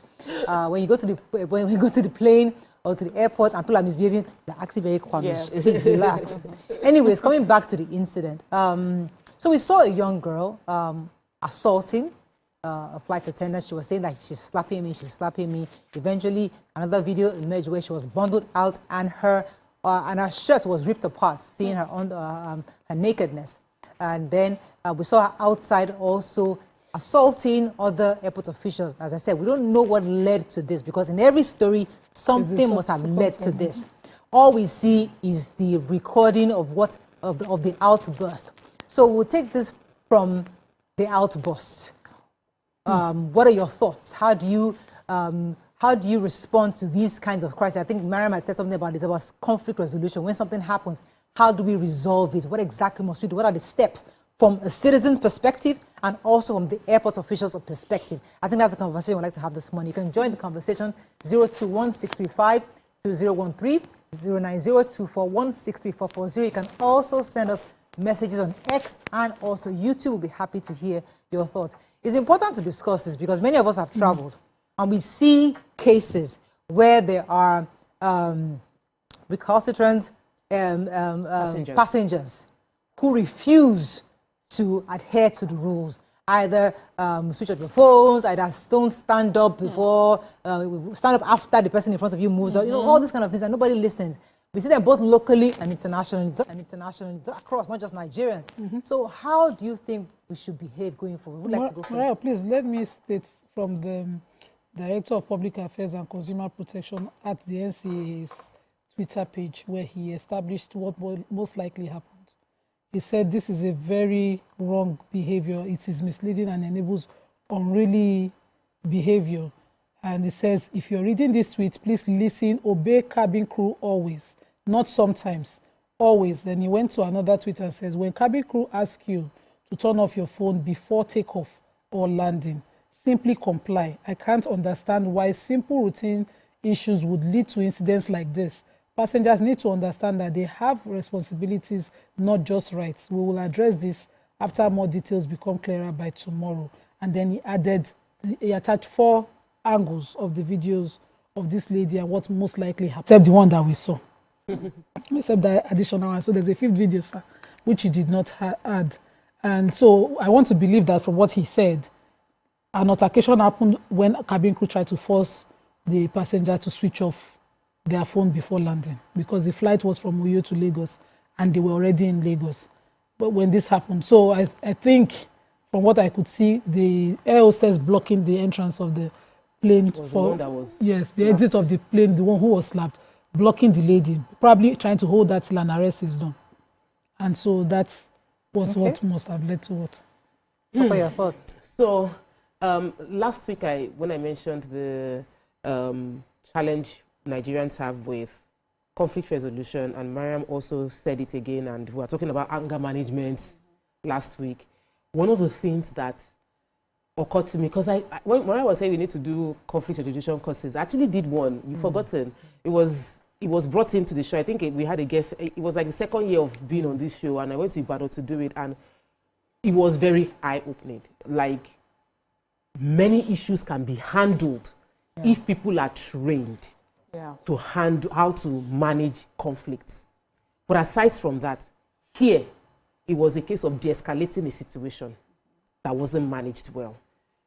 I would say that 2 wrongs don't make a right. 2 wrongs don't make a right. So the lady obviously had contravened the rules regarding whether it is about NCA, FAN, or IATA, whichever way she has disobeyed, she was unruly and she should have been detained. Who in the security operatives within the plane understood how to detain her in a proper way? Could we have managed a situation better? Not that one person is carrying one hand, one person is carrying one leg, one person is carrying... Like, it became very messy. And we could have de-escalated that situation in a way that... There's a way... You know, that we watch... I maybe watch too much movies, but we've seen trainings of how they train people where in 2 seconds I can hold your hand to the back, hold your leg. Like, there are ways you can do it because you are trained to. It's a similar way where my son learning Taekwondo can, as a small boy, take down a full-grown adult because he understood the techniques. So we need to teach techniques on how to de-escalate. Somebody wants to be crazy. I'm going to go crazy right now. I will ensure that I curb your craze because I am trained to de-escalate these kind of situations, and they happen everywhere. I've been in the plane, and I always sit around exit row because it has more leg room. And I know the rules. I remove my earpiece, I switch off my phone, I don't put my bag on the floor because my bag cannot be blocking the exit. So when someone, and they always come and debrief us. When they are debriefing, they say, remove your earpiece. I'm talking to you, say, I've removed one ear. He says, sir, you are at the exit rule. I need you to hear me. I don't hear it many times. I don't remove her. He said, I'm not going to talk until you remove your earpiece and keep your bag up. You know, like somebody is explaining to you. There are conditions I am trained to do, and the guy was just doing a lot of drama. It took all of us that were said and say, Oga. All of us don't remove earpiece. All of us put bag up. Oh, yeah. So we supported in ensuring that the rules were followed. So here I see de-escalating technique. All airport in the place should know that you will have, among all the same, there will be one insane person that you need to deal with. So know how to deal with them. Number 2 is, I see girls go to travel, and it's like they have a mission. The mission is to go and find boyfriend inside plane. Because I have seen some outfits that I'm like, do you understand what happened? Like, this can happen inside a plane. The lady's outfit was very travel worthy. It was a travel outfit, and in a little drama, it ripped off. Not that she was expecting it to rip off, but me, I traveled like, you know, the way as a young girl growing up, when you wear outfit, you wear leggings under. Because if anything happens, you can run. You are traveling, you wear shoe that is smart so that if anything happens, you can move. Like, our parents taught us to understand that the world is a dangerous place. So I'm not going to dress up in a way that you just do like this. it's not like what they did to her is right. Honestly, I feel really sad that she was exposed like that. But, you know, like I said, two wrongs don't make it right. If she was rude, manage the situation better. In police we see abroad, even when they want to arrest a criminal, they will say, bend your head so that you don't hit your head on the car door. So even though they know you're a criminal, they don't want you to hit your head on the door while entering into the car. So there are little things we need to do that can make a huge difference. But this Kwam2 drama is very interesting. Okay, Miriam, what are your thoughts on this? Wow. But when I saw the video, I was like, no, this couldn't have happened after. This must have happened a long time ago and someone brought it out. Because having seen what we have seen in the past few days, I just thought that, you know, we'll try and conduct ourselves a bit better. But we don't know the backstory of why this even happened, you know, apart from we'll wait to hear from her. But no matter what happened, and that's why I said it the last time we had a conversation with Kwam1, no matter what happened, in the end, it's how you decided to conduct yourself. No matter what provoked you, no matter what was happening, how did you decide to behave when this thing happened? And obviously, yet again, I'm seeing the perpetrator or the victim, the security people, everyone played a role in how they just made the thing a big issue. So one, for the lady, you're pushing another adult, or pushing her head. Like, why? For what reason? Why would you think it's okay that you place your hand on another adult, especially the adult that has the job of making sure that you are fine on a flight and make sure that you disembark safely? And you think that for whatever reason, what did she tell you that you thought it was okay to just put your hand on her head several times? You hit her several times.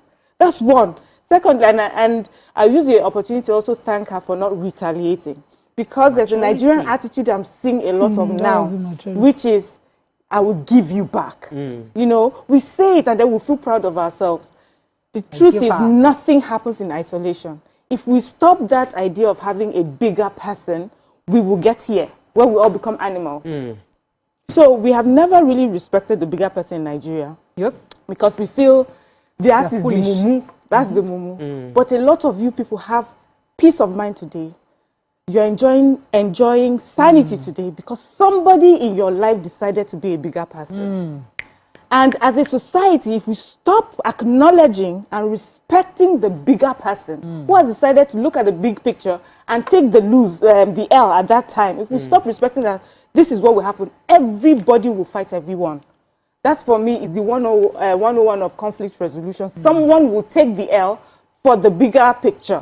And then the system now has to recognize that this person has done the right thing and find a way to punish it. The reason why people have stopped becoming bigger persons is that when I've done it, everybody moves on. The badly behaved person also gets away with it and thinks that, you know, this is who I am, this is how I behave, so I'll go from one place to the other, misbehaving until you meet someone who's just like you and everywhere scatters. Now, the way she was dragged out, to be fair on the people who were handling her arrest, it's not everybody that will allow themselves to be arrested. Some people are just quite unruly. They will resist arrest in whatever form.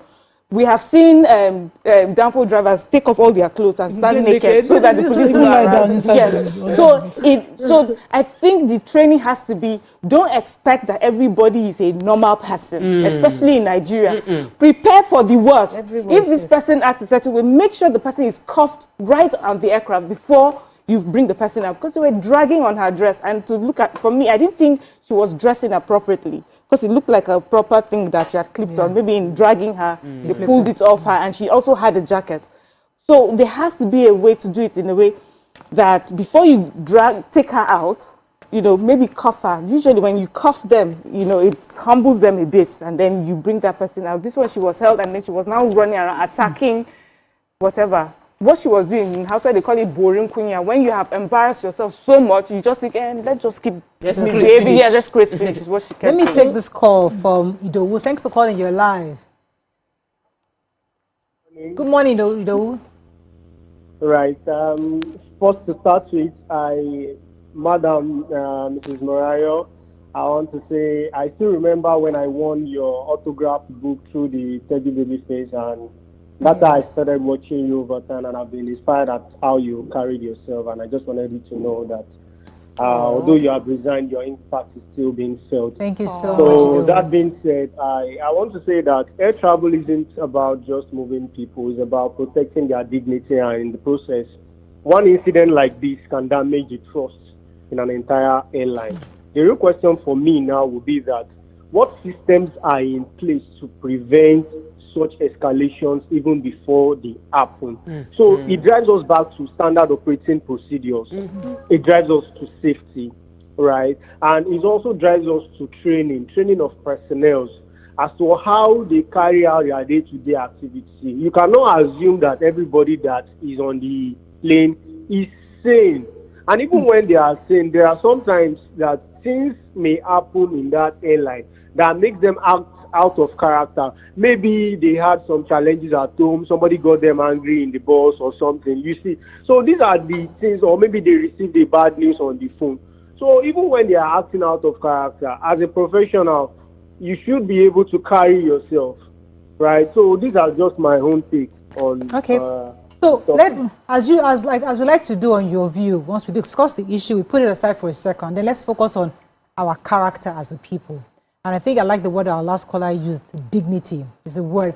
Dignity. How do we respond to another person's dignity? How do we react? How do we uphold the person's dignity? Be it you being the air hostess, or a passenger, or a citizen. You know, in every situation, understanding that every human being has a dignity that must be respected. And that always informs how we behave in public and even in private. Because sometimes you see these things and you think to yourself, okay, even if the passenger was wrong, is there a way that the air hostess could have spoken to the passenger such that she's willing to obey, or she understands the need to obey, understanding the bigger picture? Because at the end of the day, it's all about words. It's about how you relate to people. So we don't know, as I said, we don't have the pre-information, but could the air hostess have done better not to get a passenger this aggravated to the point where she's being pushed at and assaulted on her airline? So I don't really know what might have happened from within the airline at the time she was asked, or in what manner she was asked to turn off her phone. It might be provocative, it might be talked down at, it might be she was talked down at or provocated by... Provoked, sorry, by language and attitude or, you know, tone. And so maybe just that happened. But I believe that she also did a lot of things wrong. The air hostess, you could see, was well in her rights to allow those spoken because she knew she wanted it covered. She wasn't being any bigger person. She just knew that, okay, we let them know on Ibom Air, I can hold it. When she touched, I said, you can see that, you know. So she was waiting for what will happen to her post, she knows the when she gets off that plane. And because you know she will get off that plane, there was no need for any dragging. The plane had landed. If she gets off on time, she'll not get off on time.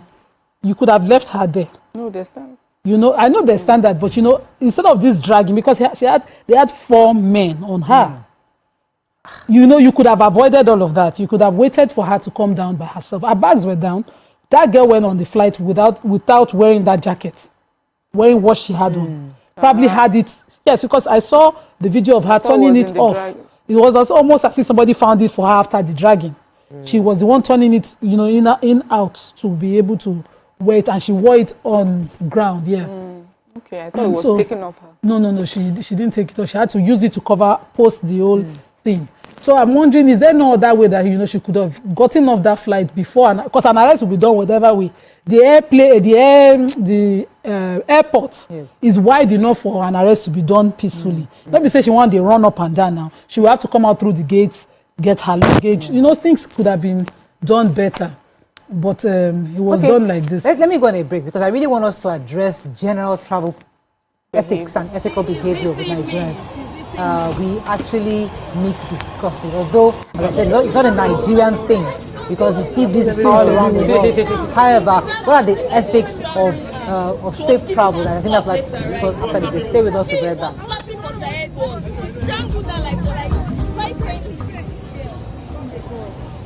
Stay tuned. Your view.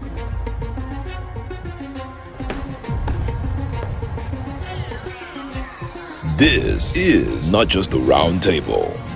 This is the black table.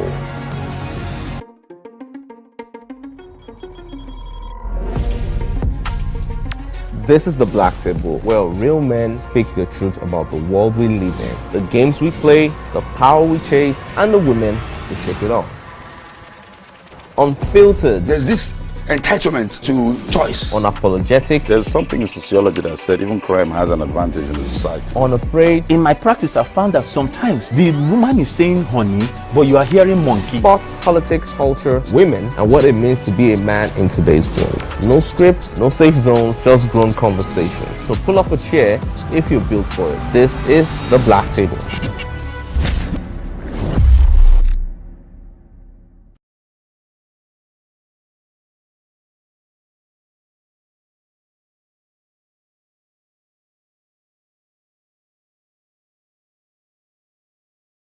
Imagine a country with over 320 plenty languages. Why you go the only focus on Yoruba, Hausa, and Igbo? Where we get a common language, where they unite everybody from Oga to even Madam self, and every person where they for street. That's now why we they introduce to 89.9 Yanga FM, the #1 urban Fiji radio station where they unite us all. From the award-winning breakfast show, Waiting Day, with your brother, your friend, Wale Po. Everywhere. So, Boko! This na Cruise Express. And this go be the best 4 hours of our life. Country people, make una join us. Aww. Now we be what's up Naija crew. Now we they give you what they sup for inside we country. Yes, so keep it loud. If God be your papa, why you not gonna make Yanga? How do I holla? Now here we dey settle all the matter. Bro, we right here. Nobody better than we, right? Okay, now whispers be that. Make I just be the last sensible voice where you go here. Now we be 89.9 Yanga FM. Good morning, Marina Station and all the passengers. Efficient, it's comfortable. This development will go a long way in reducing congestion and emission. The trains are long-term solution to Lagos traffic challenges. This is where we take the final, decisions on policies, programs of government.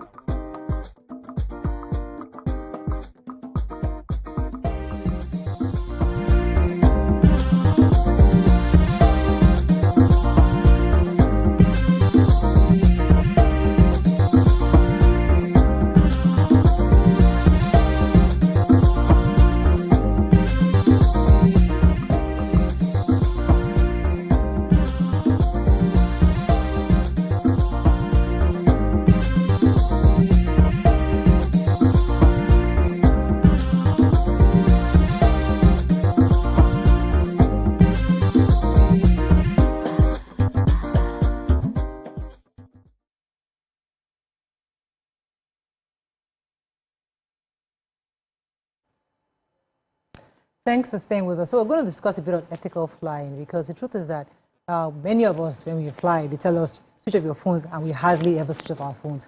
Many don't. Some put it on airplane mode. Others hide the phone somewhere so that they don't see it.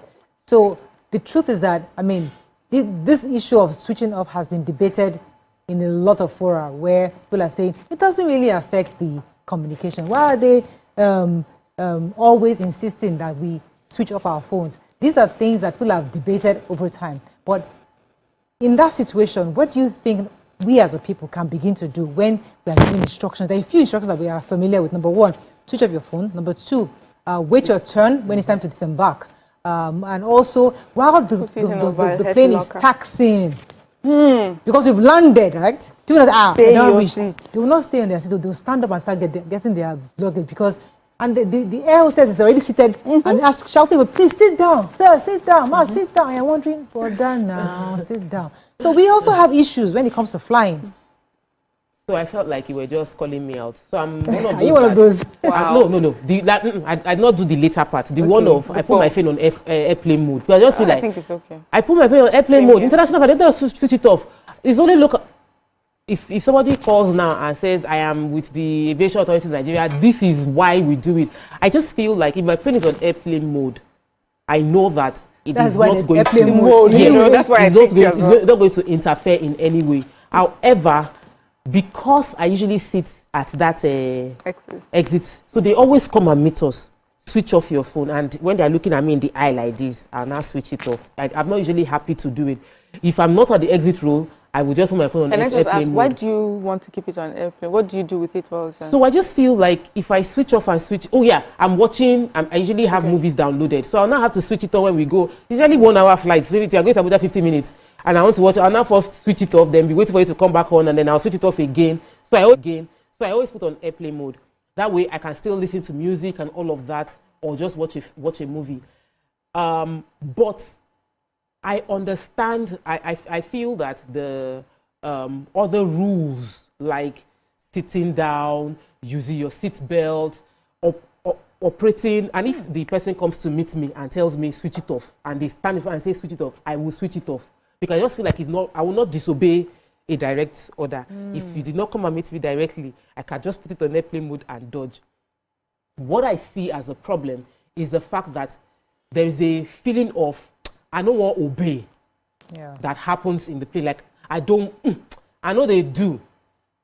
Come and put your, is that rebellious? Why? It's a Nigerian spirit. It's a good thing. It helps us in our business. It helps us to stay. It's why Nigerians are still surviving in the harsh economy that we're dealing with. Is that, I know go agree. It's our spirit. It is why inside the plane, it can still play up in us not obeying and be like, why make I switch off my phone? I know they agree. Or why make I sit down? We don't land now. Why make I sit down? It's just that I know they agree spirit. But when it now plays out in this kind of scenario, I like that, we because don't like we saw it it. with Kwam 1. Because if it was denied access, you could have just been whisked away or moved away. But no, the Nigerian people, I will stay here. So maybe the pilot will change her mind and bring back even Amaka, our very gentle Amaka, was sharing her story last week, and I was shocked that she said she was about to get into the plane. They were on the long queue. They delayed their flight all day in Abuja to come to Lagos, and then after delaying their flight all day, when it was time to board, they boarded everybody, and they that had boarding pass, they said the plane was full and they were going to close. She said she stood at that on the stairs and stayed there. They were saying come down, and she was banging on the door until they opened and she entered. See, they are no go gree spirit of Nigerians work. I've been to the bank and they say we can't give you money, nothing, the place is closed. And somebody will say, I no go gree, you must give me money, and they'll give the person money. So Nigeria sort of favors the I no go gree spirit. Nigeria sort of like, if you craze for them, you will get your thing done. But if you don't craze, if you are gentle, it seems like they walk all over you, like Mara said earlier. So that I know great spirit is in us. When you are inside the plane and they tell you... Let me pause you for a second, because I want us to dwell on that I know great spirit. Let me take this call from Hassan. Thanks for calling Hassan. You're live. Go ahead, please. Hello? Yes, you're live. Go ahead, please. Hello, good morning, Marayo. Good morning, sir. You by the phone call of another person, you confirm my fears that you have resigned. Well, I wish you the very best in whatever you are setting out to do. Amen. I know, God willing, you are a winner, and our prayers will always be with you. Thank you for assembling a wonderful team. Yes. We are all proud of the ladies you have assembled. And I'm suggesting that Mariam, the writer, should do a biography on you. You need to read her book. She has written her. Thank you, Hassan. Okay, that's it? Okay. Yes, Hassan. Okay. So we're talking about that resilience, because we saw it in Kwamo. And people say, does he think it's downfall? Because you believe that I can get on this flight. What is going to, you stay there. You stay put, because somehow you might be able to get through to the pilot to reconsider and open up the stairs for you to come upstairs. You know, and believe that, I am Kwamon. So in this situation, we don't know what happened. But there's a possibility. Mix all these I have a response. So the reason, so I'm just saying that resilience, where it's our behavior. It's not resilient. You think it's not resilient? No, that's not resilient. It's misbehavior. You see the same. Let's call it what it is in Yoruba. The agidi that made one try to use hand to stop a plane. It's the same agidi with which the pilots reverse as if say they drive a personal car and taxi. Exactly. Is it so no, that's not resilience. That wasn't staying true to something you believed in. That's bad behavior. And we cannot use that line to come and describe us, all of us Nigerians. And so, people who are patiently yeah, so I'm looking at it. I hear, you know, how you try to justify it. And I get it, actually. I get where you're coming from. But the truth is, we need to now find out why we're acting like that. It's because we also did something wrong. People who have always done right, as you said, just lose completely. Then those who have the no-go agree are rewarded. And so everyone has decided, okay, I'm going to act like this. So that's why when you're in traffic, someone takes a one-way or whatever, gets away with it, and you, that you're somehow, the officials will come and stop you and fine you for different things. And you're like, but I'm the one doing the right thing, and this person is doing the wrong thing. So as I said, nothing happens in isolation. Everything has a consequence. If you let it go, because it's my brother, because he has said sorry, you know, the truth is down the line, you will find this situation. So it is not resilience, I disagree. It is just the fact that we have behaved poorly from the get-go. And until we start correcting it, this is going to degenerate even more. And, you know, with the airplane, it's much more in our faces now, because if it was in a car, you get off and run off. But if you're on a plane and it's in the air, you wait till it gets down. Do you understand? So it makes it even more dramatic. That's how I see it. We talked about human dignity earlier. And for me, this behavior is also the fact that we don't respect ourselves. You know, it's easy to point out, they are not respecting me. How about you? Do you respect yourself? How do you carry yourself? How do you see yourself? How do you want people to see you? When you leave a place, how do you want them to describe you? And I've heard people describe themselves as, if you see me, when I show them, when I scatter them, and you think that that's respecting yourself. So if every one of us decides that, you know what, I want to be respected, I respect myself, and I'll conduct myself in that way, a lot of these issues we will not have it. So this I no go agree is a wrong attitude. It defies logic. Because why would you put yourself in a situation where you might hurt yourself, kill yourself, or kill other people? It does not make sense. Why you'll be sitting by the exit. I see that. You are the one that are sitting by the exit. They say, please, I would like to speak to you. Take off your headphones. Let me tell you what to do in case something happens. So that, but because you think you no go agree, that when it happens to you, use that you no go agree somehow to, you know, it doesn't make sense. It's not logical. It does not, there's no critical thinking involved in that behavior. And let me take this call. President from Abuja, thanks for calling your line. Hello? Yes, President, go ahead, please. Okay, good morning. Good morning. Concerning this issue, I don't know, for me, I want to just talk on 2 points. I might be wrong, I stand to be corrected, that, of course, but for me, I feel number one issue is, of course, pride, arrogance, like Mrs. Tokbe said. You understand? There is something we say in my tribe. I'm a Benin man. There's something we say, oh yes, you are. That's if a poor man sees money, starts misbehaving. We have seen a lot of issues like this where some people that never believe that they'll be able to board an aircraft in their life. You see them, you put them in places, they start misbehaving. I mean, we have taken girls to restaurants. You see them being so aggressive to a female waitress unnecessarily. You understand? You know, they just, you know, some girls just have this attitude like this pride is just in them, like they just want to show themselves the way we see it in Nigeria. Then another thing is this issue of, I don't know why it's common among most of you ladies. A woman wants to bring another woman down. Trust me, I will tell you that if it was between this girl and a male flight attendant, it won't escalate like this. She wanted to embarrass the lady because that one is a woman. And if you watch that video, because I have watched the video, it was a woman that dragged her shirt off. It wasn't, that shirt did not go up by itself. It was one of those two air hostels that were standing by the side. So that one was like, okay, you don't slap me, don't worry, me, I will see disgrace you. It was a woman that dragged her shirt. Thank you very much, President. I know as viewers and as Nigerians, we are all investigating. And everybody's looking at the video critically, trying to deduce what could transpire. We wait for all the angles. In fact, I'm also waiting for the young lady to tell us her own version of the story. But going back to the issue of bad behavior, and I think I remember the fact that on July 23rd, I was in a really bad car accident, and the man who caused my accident has been arrested.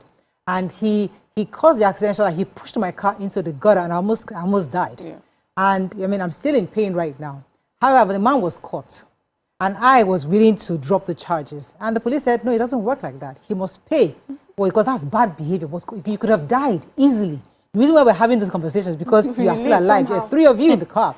All of you could have easily died in that car. He drove off without even telling the owner of the car what happened because he had to fix the vehicle. With the mechanic. With the mechanic, he fixed the vehicle before submitting it to the owner. So that in itself is a crime. So the truth is that when we don't prosecute bad behavior, people think they can get away because he could have easily gotten away with it. The same thing happens when we do behave. So I hear the fact that we must understand that there's a consequence for every action. However, we also have a responsibility as a people to begin to police ourselves, which is what you said earlier. Policing ourselves. Hey, Mariam, you can't do that. Turn off your phone or reduce this or sit down or must they shout at you. But these days, everybody wants to mind their business. You don't want to be the one shouting or telling somebody because you want to. It's either we mind our business or we encourage those who are behaving badly. Okay, let me quickly go on the commercial. I'm going to go on a quick commercial break, then we wrap up on this. Stay with us. We'll be right back.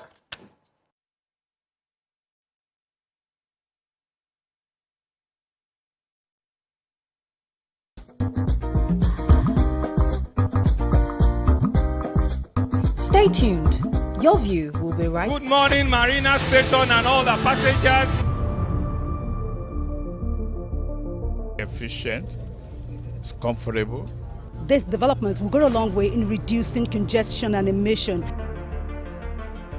The trains are a long-term solution to Lagos traffic challenges. This is where we take the final, decisions on policies, programs of government. I will have to ensure that, the narration of Lagos as a PLC is taken very, very seriously. This is a major pedestrian bridge linking Oyinbo here to Apapa Road over there. With this overpass, we are providing what we call a permanent solution.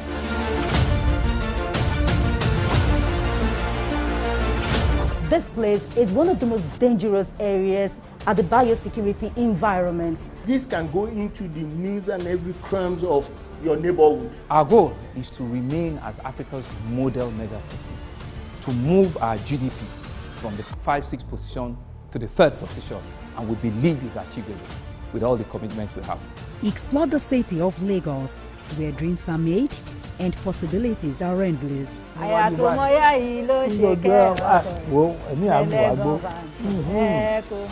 Adedoja Salamadini. I live in Lagos, inside Lagos. I'm Nifebi Oguntoye, news anchor with TVC News. My day is usually busy and it's difficult keeping up with breaking news stories, trending stories, business news, stock exchange and what have you. But with TVC News on WhatsApp, I'm able to catch up with all the breaking news, real-time updates and trending stories on the go right on my phone, no matter where I am. It's quick, easy and always on. And here you can join us by scanning the QR code or using the link on our X and Instagram. Why wait? Come to the side of news that keeps you ahead. TVC News, first with breaking news.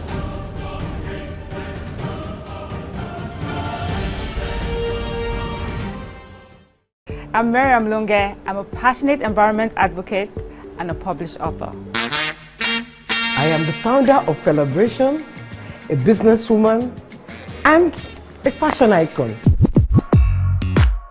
I am a wealth coach and a real estate developer. I am Amaka Rakwe. I'm a corporate.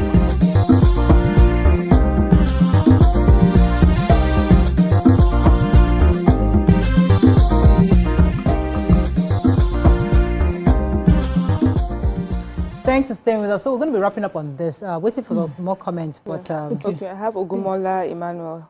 He says conflict resolution doesn't entirely mean de-escalation. Sometimes switching up can be the best way to go. Craze, they swallow craze, and the weaker craze, they succumb. Like you say, resolution of conflict is a technique and can be dynamic. Okay, Michael Balisa says, Amaka's case is different too. She was acting within her right. It was a case of being taken for granted. And then Asa says, thank you for clarifying. Yeah. Even though no excuse for unruly behavior, it's even worse when one is on the wrong side. My most humble moment is when I'm caught doing the wrong thing. I wanted to quickly talk when we were talking My about most humble. this bigger person thing, because we can't just raise kids who are only bigger persons and they are not prepared for what is out there in the world. It is tough.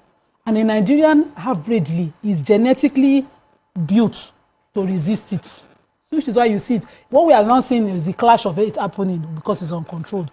We must raise our kids to know they have that power, to reserve it for when craze need to, because we're laughing when craze need to match craze, but reserve it. Don't lose it completely. I saw my kids, they'll come, it's just me born this speaking so. As in this thing happened, you didn't do nothing. Okay, in the list, go and report to the adults in the room.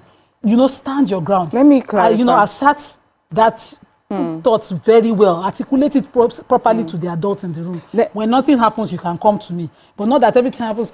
Auntie, go and tell my mommy. Okay, let me clarify, and that's the problem. And I think we're still making the same problem, which is when we see a bigger person, we assume the person is foolish, because you are now describing a pushover. That you're the bigger person does not mean that you don't understand your rights, and you don't know how to get your own justice. It's just that you would not demean yourself. You know, when we're talking about the Kwam incident, you said if that Kwam was provoked, if he thought about it, given his status, the people he knew, all he had to do was make a call. If he was the one in the right, do you understand? He would have just, the thing would have been de-escalated, but today, those officials will be answering all sorts of questions. Yes. So that's it. You're a bigger person because you are refusing to make that messy situation worse. Not that you don't understand your rights and how to get your rights. However, I've honestly felt like a fool a few times. As in, I felt it's like the system that makes you feel that way. Being gentle. It's not your fault. It was your Pastor Sam Adeyemi, that was saying that I think he was asked to disembark on the plane where he was arrested for something that had to do with his documentation, and he had to be calm because he knew they were wrong. But they went to interrogate him, ask about his visas, and I think it was in the US, on the flight to US or UK or something. And then he had to step down. Then he allowed the law to take his course. He didn't resist arrest because saying, I have my visa, I have everything. No, he allowed them to allow him to calm down, and he came and he answered their questions. It was eventually, I think after a day or so, they apologized to him for what happened because he had respect for himself, his brand, what he carried, because he could have been very messy. He could have resisted and said, no, do you know who I am? I am Pastor Samere, I am the speaker, global speaker. You know, he could have said that, but he didn't. He allowed them. So sometimes it's also respect for yourself and respect for the institution. Because Samadeyemi respects the institution abroad.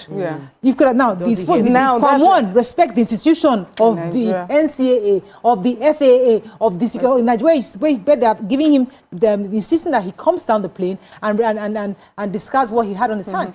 Was that enough respect for the institution? And to add to that also is the story you just gave about Sam Adeyemi is that in that country they understood. You know, he knew in the end he will get justice.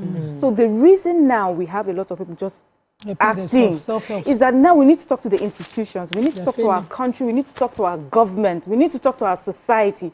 When people behave right, make sure that you give them their fair rights, please. Don't allow someone who has decided to not escalate the situation or behave badly, get away, leave and get nothing for it. Because we had someone who called us on the day as well and said he was asked to disembark a plane because they insisted that he should put his luggage in what do you call it? Check-in, and he didn't have proper security on it. And he got down, and till today, even though he's no compensation, nothing was done, and he was in his right. So that is another thing. If you want Nigerians to behave better, the system has to be fair. All right, we have to wrap up on that, but thank you very much, ladies. I think that's all we can take. But in a nutshell, I think we need to do better, and the system indeed must work for all of us.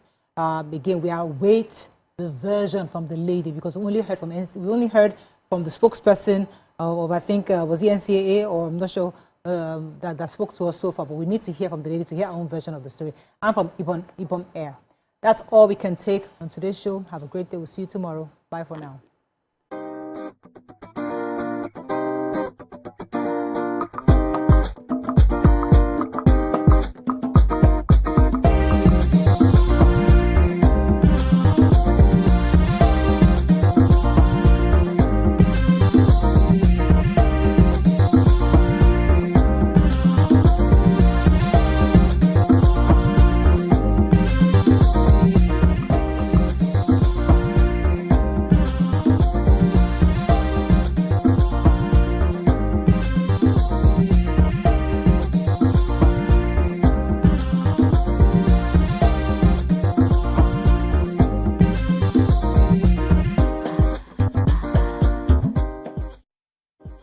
àná ará church wa ni ó mú mi wá síbí náà ni pé wọ́n á ṣe náà introduce mi sí CNG lẹ́ẹ̀kejì wọn ò gba owó wọ́n ní free ní gọ́ọ̀mẹ̀ntì ní kí àwọn máa ṣe fáwọn commercial àgbàdìmọ̀ ọ̀dẹ̀ ti ṣe ọ̀wọ́n ẹ̀jọ́ rẹ̀ CNG ó tún máa ń mú kí engine ọ̀ last Nàìjíríà ti ṣẹlẹ̀ sí mi o. I'm a real Nigerian, born Nigerian, a resilient Nigerian.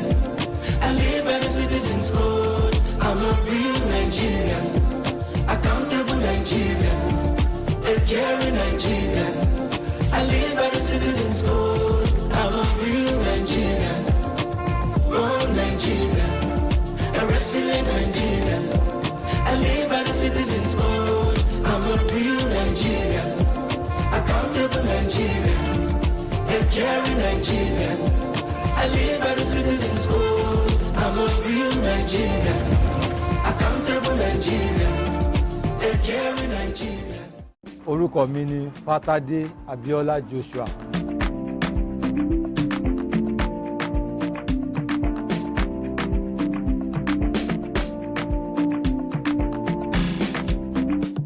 Mo lo CNG nígbà tí epo oníkúfọ̀ láǹdé tepo ń jẹ́ tí increment wá lójoojúmọ́ máa fowó kún lónìí fowó kún lọ́la so àwọn ọ̀rẹ́ mi dẹ̀ fi CNG lọ̀ mí so mo dẹ̀ wá láti wá ṣe sí company yìí àgbà tí mo dẹ̀ ti ṣe ọ̀wọ́n enjoy rẹ̀.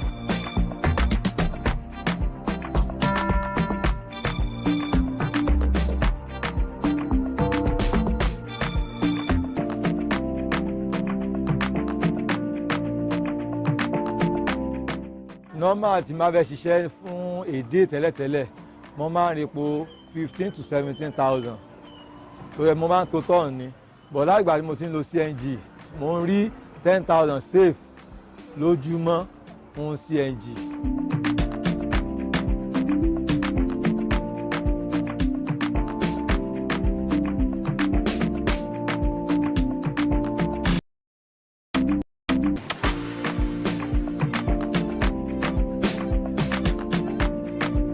Ìyàtọ̀ tí mo rí pé CNG ó tún máa ń mú kí engine ọ̀ last yàtọ̀ fún petrol ní tí petrol gbà bóyá nísìn bóyá ọkọ̀ ń jáàkì sí tí petrol gbà tí òyìn ní ní kíní gáàsì ọ̀gbà so gáàsì máa ń fẹ́ kí ọkọ̀ wà perfectly dáradára kọ́kọ́ wà òkè kéèyàn tó lè fìdí kéèyàn tó ṣe sí gáàsì tọ́kọ̀ bá dáa bóyá ọkọ̀ smoke ní àbí ìyẹn kan mọ́kọ̀ kò lè gba gáàsì bọ̀ tó bá fi lè mú kọ́kọ̀ gba gáàsì á jẹ́ pé ọkọ̀ yẹn wà òkè nìyẹn.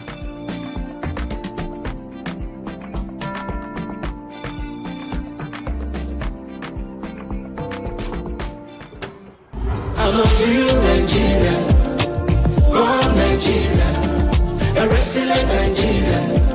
I live by the citizens' code.